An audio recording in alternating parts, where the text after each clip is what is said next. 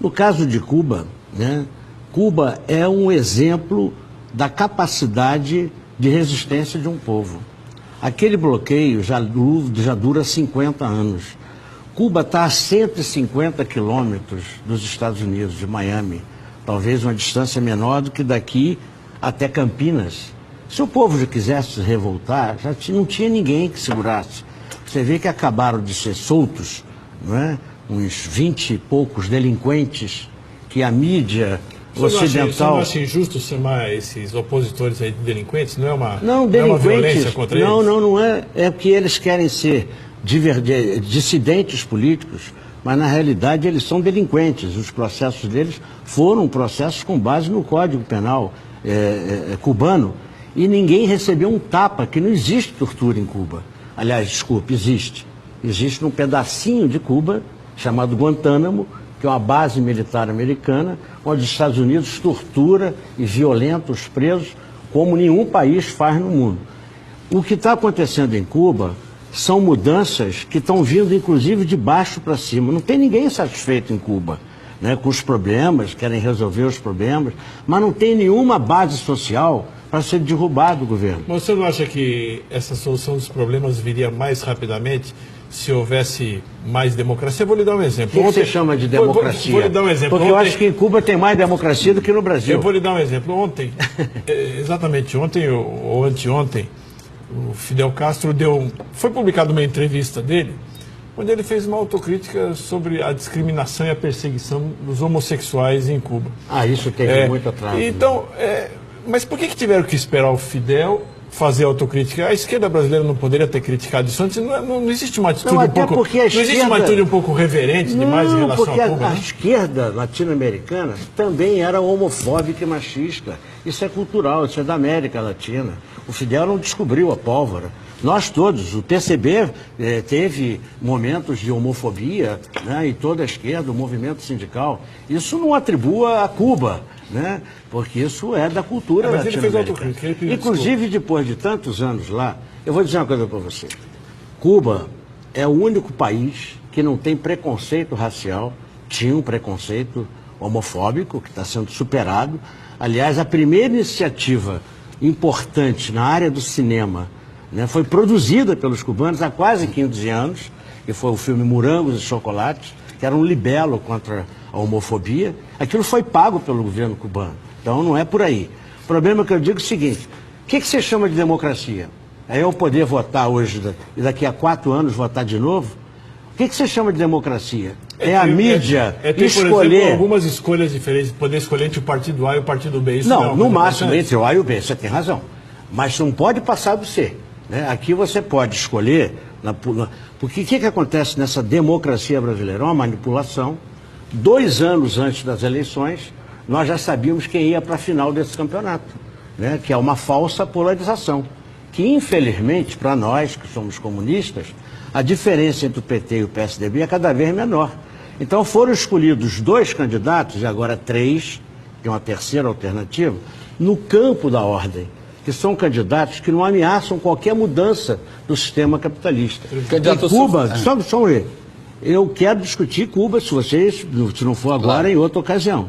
Mas em Cuba a democracia é muito melhor do que na do Brasil. O senhor falou de um dos temas, o senhor falou de um dos temas que são evitados na campanha eleitoral hoje.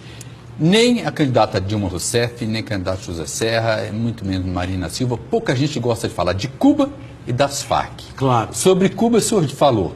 E sobre as Farc, qual a posição? Olha que bom que você perguntou isso. Primeiro, para dizer o seguinte: não é só sobre esses assuntos que eles não falam. Eles não falam sobre assuntos que dividem, que perdem voto.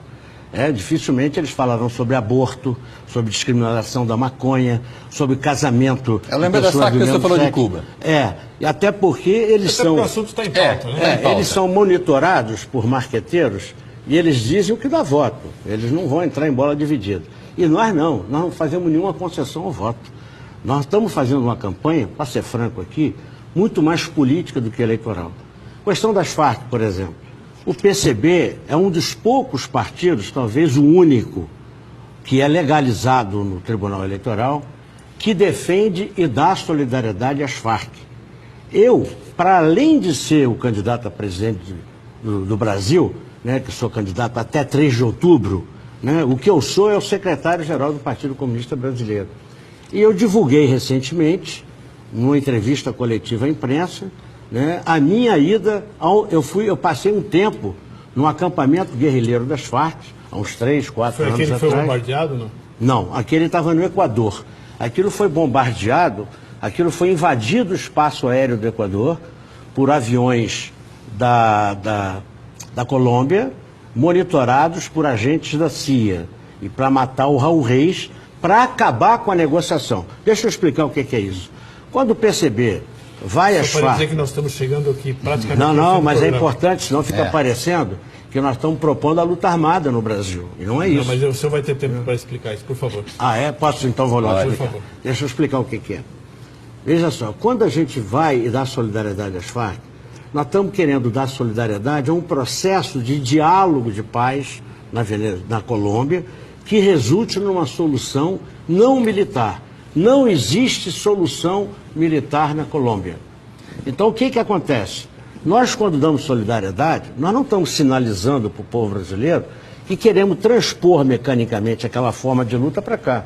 Não tem nada a ver, né? É incompatível com a realidade brasileira. Mas e o narcotráfico e o sequestro? Não Como tem, é que fica? Isso aí não existe. Não existe. Você sabe quem é o grande narcotraficante, inclusive fichado pelo FBI? Álvaro Uribe. Né? Não tem tráfico de drogas nas Farc. E a outra questão é o seguinte, quero deixar claro o que está acontecendo. Os Estados Unidos e a oligarquia colombiana, para essas duas, não interessam uma paz na Colômbia, porque eles vivem desse conflito.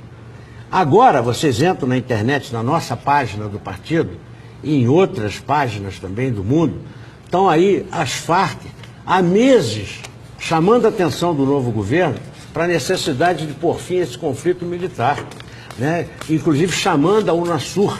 Aliás, o presidente colombiano novo está aqui no Brasil, talvez negocie isso. Porque não interessa porque querem transformar a Colômbia numa grande base militar americana e hoje os Estados Unidos está fazendo da Colômbia o que Israel representa para o Oriente Médio. E o pretexto são as Farc. Então as Farc não podem nem se desmobilizar. Não sei se vocês sabem, nos anos 90 houve um grupo de países, um grupo de contadora, que conseguiu que a maioria esmagadora das guerrilhas na América Central e na América do Sul se transformassem em partidos políticos. Em El Salvador é dirigido por uma antiga guerrilha, Nicarágua também. Mas as Farc, como é que foi? Você sabe como é que foi? Elas se legalizaram e tiveram muitas pessoas ali que foram mortas dentro do processo político. Praticamente milhares. todos mesmo. A União Patriótica foi assassinado 4.000 militantes. As Farc não podem nem se desmilitarizar.